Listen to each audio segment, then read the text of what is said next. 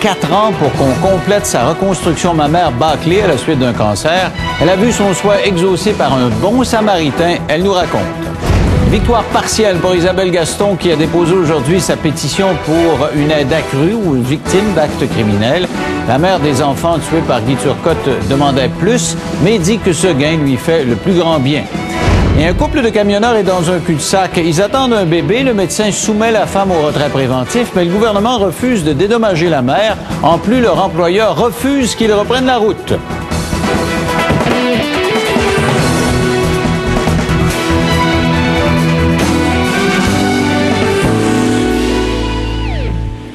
J'ai reçu un petit peu avant Noël Denise Dubé qui s'est battue pendant longtemps pour qu'on complète sa reconstruction mammaire. Elle nous avait raconté, on a commencé, j'ai eu le cancer, subi l'ablation des seins et on devait me refaire ça. On a commencé puis on l'a fait tout croche. Et vous vous souvenez, on vous avait présenté ces images là, qui étaient spectaculaires. Elle avait les deux seins, mais vraiment en deux sens opposés, un beaucoup plus haut que l'autre. Et elle a vécu pendant 4 ans dans l'attente d'une intervention. Et c'est à la suite de son passage à la télévision que finalement, il y a un médecin qui s'est manifesté et a dit, bon, ben, peut-être que je pourrais t'aider. Et il l'a aidé puisqu'il l'a opéré justement un petit peu avant le jour de l'an. Elle s'est remise et maintenant elle est en mesure de venir nous parler de ça en studio. Elle était fière de venir me voir pour me montrer ses seins. C'est fun, ça? Hein? Vous venez me montrer vos seins. Et je me cache plus, M. Lévesque. Ben oui. Alors là, ils sont... Plus, oui. Et là, je suis obligé de les regarder. Oui, là. Ça a l'air fou. Tu sais, un intervieweur qui regarde ses invités, pas dans les yeux, mais dans les seins, mais c'est là, ils sont... Non, mais vous voyez par vous-même. Ben oui, absolument. Est-ce qu'ils sont égaux? À vue de nez, là, ça a l'air pas pire. Non, je vous dis ça, c'est parce que j'ai vraiment très bien été reçue par le docteur Ronald Zelt, qui m'a opéré le 27 décembre dernier à la clinique Rockland MD, dans une clinique qui est à Montréal. Et j'ai été reçue comme une reine là-bas. C'était vraiment un service, là, je vous dirais. Ils m'ont reçue avec dignité, avec respect. C'est incroyable. Parce que pendant 4 ans, vous avez vécu un calvaire. Vous me l'aviez raconté un peu le résumé pour ceux qui n'avaient pas vu l'émission. C'est que vous avez eu le cancer. Oui. Et ils m'ont diagnostiqué en 2007 pendant 1 an, bénin, toute l'année. C'est un chirurgien de l'hôpital Pierre-Boucher. Puis j'ai reçu une lettre du Collège des médecins, comme quoi qu'il y avait un blâme. Et le blâme, je ne l'avais pas dit lors de l'émission du 22 décembre, quand vous m'avez reçu une deuxième fois, c'est un retard de diagnostic qui a été reconnu, constaté par le Collège des médecins suite à son erreur, à ce médecin-là. Et c'est à cause de ça qu'on a dû vous enlever tout le sein, finalement. Là. Tout le sein. Okay. Mais pas juste ça, M. Lévesque. J'ai eu de la radiothérapie, de la chimiothérapie. Je suis en hormonothérapie pour 5 ans. Un autre 5 ans aussi avec un nouveau médicament qui s'en vient. Et je suis en physiothérapie. J'ai eu du lymphodème. J'ai perdu mon emploi. Les assurances qui ne veulent pas me payer, qui ne veulent pas reconnaître mon incapacité. Quand on dit une histoire d'horreur qui a culminé avec le fait qu'ils ont commencé votre reconstruction, ils vous opèrent, font tous ces traitements-là, ils vous disent ça va bien, c'est l'heure de reconstruire les seins. Puis je sais pas, parce que moi je me suis posé la question, vous n'avez pas eu de réponse, parce que je me demandais s'il ne manquait pas de compas. C'est à Maisonneuve, je pense. Oui, c'est l'hôpital de Maisonneuve, mais ils mesuraient pas vraiment avec un compas. Eux, c'est dans la salle opératoire, la chirurgienne plasticienne, elle n'a pas pris de règle, là. Elle a vraiment, c'est juste regardé vite, puis elle a fait un trait seulement. Elle n'avait pas ses lunettes ce matin-là, parce que quand on voit ça, là, tu sais... Non, mais bon, c'est drôle, on rêve avec ça. Mais les dessins ont pris 1 minute à se faire. Puis moi... Non, mais c'est épouvantable. Oui, c'est épouvantable. Et le docteur Ron Zelt, qui a sa clinique à la clinique Rockland MD, lui, il m'a reçu tout seul dans un cabinet. Ça lui a pris 10 minutes de faire les dessins sur mes seins et j'étais seule avec.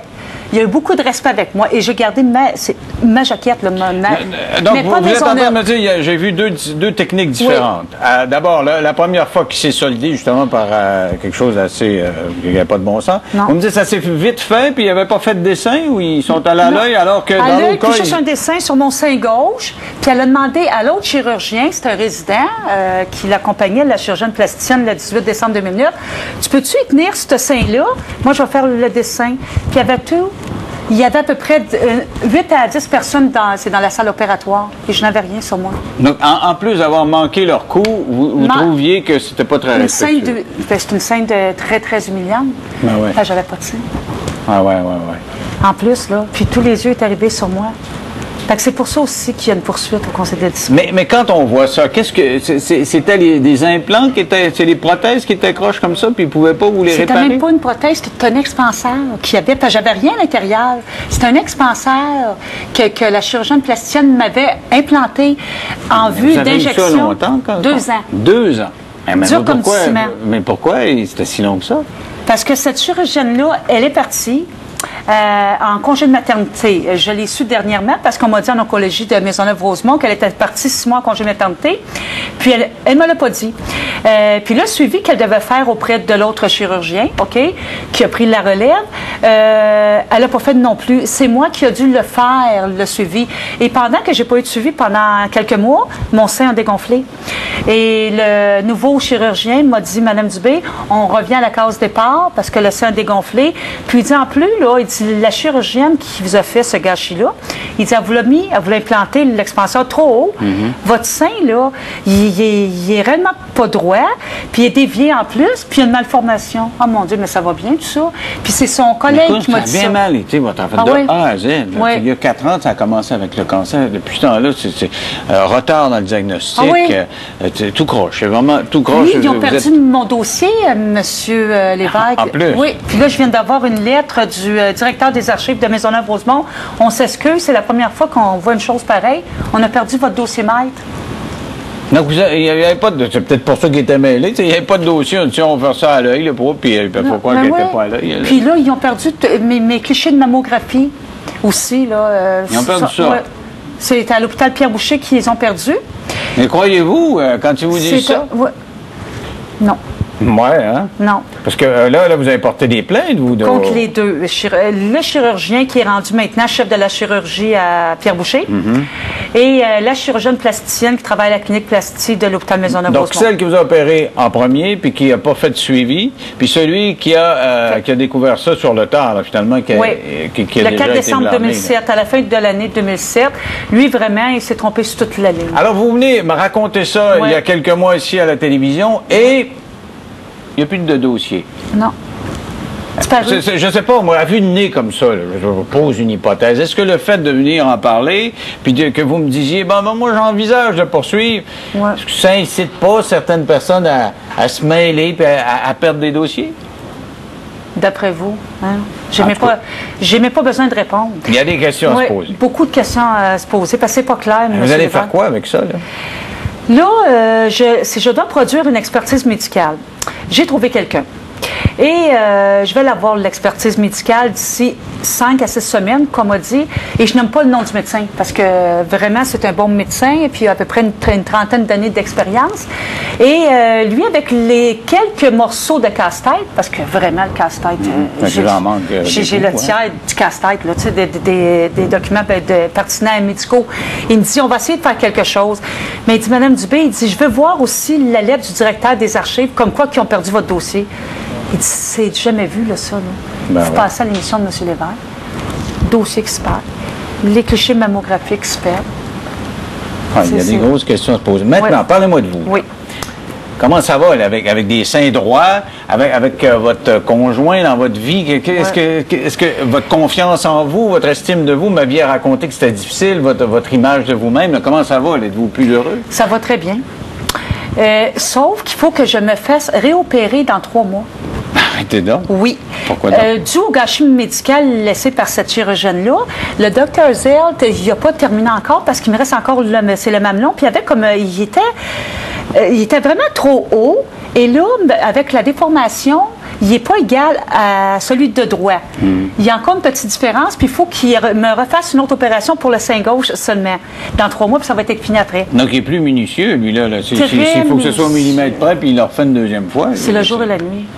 Il devrait enseigner à Maisonneuve-Rosemont, ce docteur-là, vraiment. Là. Mais déjà, votre image, c'est sûr que dans votre intimité avec votre conjoint, il y a encore une différence. Mais là, pour nous autres, ben oui, alors comment vous vous sentez?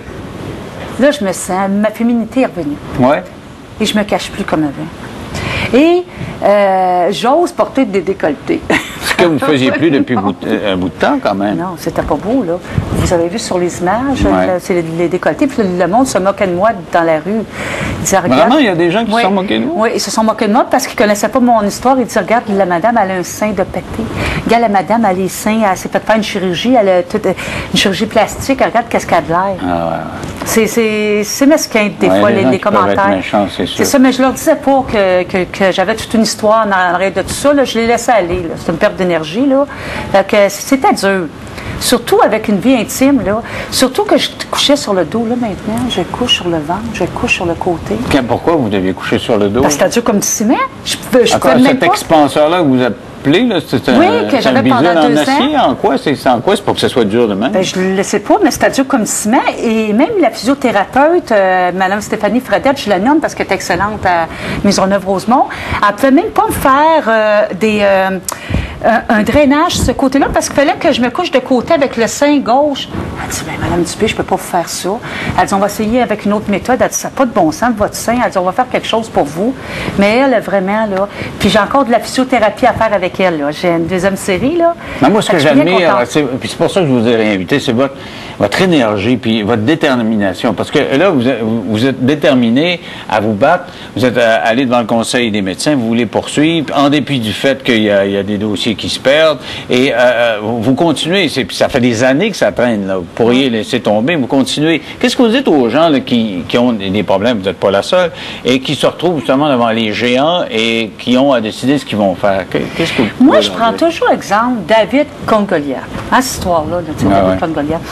Mais je prends cet exemple-là, mais j'aimerais vous dire, quand on croit en nos forces, quand on croit vraiment qu'on était victime d'injustice, comme je l'ai été, je leur dis, allez-y.